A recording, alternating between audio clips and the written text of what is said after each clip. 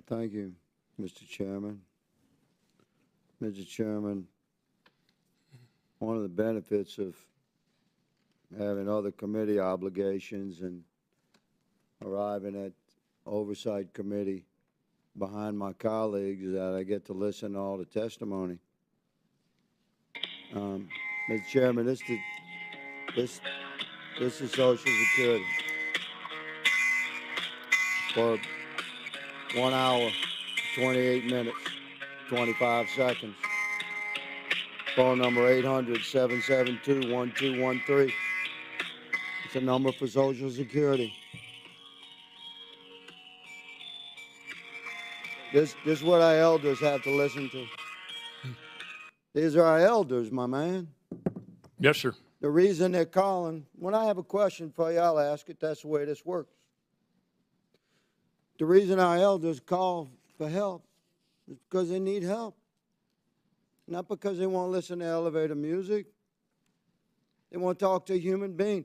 The first 5 minutes of this on hold for an hour and a half, Mr. Chairman, was instructions to get to various websites, which our elders have difficulty doing. I have difficulty doing it. Our elders frequently confused and alone, scared. They don't have like laptops and apps and things. They have a telephone. They want to talk to a human being. But wait, they have a local Social Security office they could go to, right? That's a historical model. No. I'll give you Exhibit B. This is from your website, or was, before you ran for DNC and retired in November after negotiating this deal that you think ties the hands of the incoming executive. But we're going to defeat that in Article 3. I'll go and get into that in a minute. But from the website, listen to this, America. Pay attention to what's happening to our elders. If you need in-person help, you must first make an appointment. Now you make the appointment on the telephone. You know who answers the phone? Nobody. This is a greatly efficient Social Security Administration. All of our offices, we struggle and work so hard to care for our elders, and the number one complaint is that they can't get any answers or even anybody on the phone at Social Security. So I want you to know, Governor O'Malley, that I completely support your run for DNC chair. You have a certain air of elitist superiority that perfectly reflects your party, and I completely support your run. I hope you get it.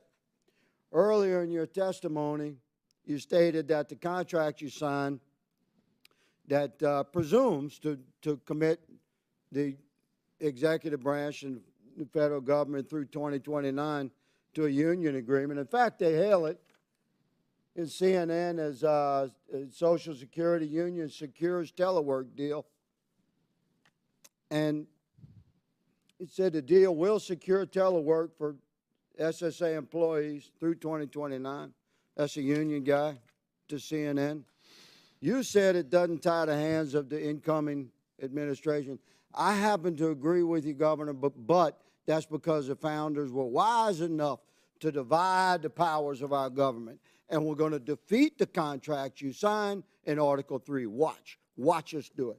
But in the terms of the contract, it states, in the language in Article 41, Section 3, strikes the words that the Commissioner will determine the number of scheduled telework days, if any, eligible positions and percentages of employees permitted to telework, and replaces it with the Commissioner will adhere to the current number of telework days, eligible positions, and percentages of employees permitted to work telework as of the date of this agreement until October 25th, 2029.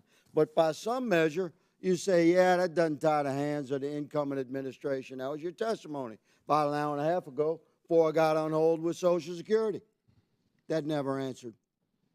So let me just say that, man to man, brother, I respect you. You're standing your ground. You're here today under fire. You know it. And I appreciate that. So man to man, you and I can probably get along pretty good. But it's a mischaracterization of our position, Mr. Chairman, Mr. Ranking Member, to say that we have a problem, that Republican conservatives and fiscal hawks like me have a problem with the federal employees. We have a problem with federal employees failing to perform. And we associate the failure to perform with realities that we face. You want to talk to us in person, get an appointment. You want to get an appointment, make a phone call, we don't answer the phone. That failure to perform is the issue, Mr. Chairman, Mr. Ranking Member. That's our issue with the federal government employees. And we associate it with not showing up for work through telework. So let me say that those federal employees that do not show up for work, they're going to get fired. Mr. Chairman, I would. I yield. Chair.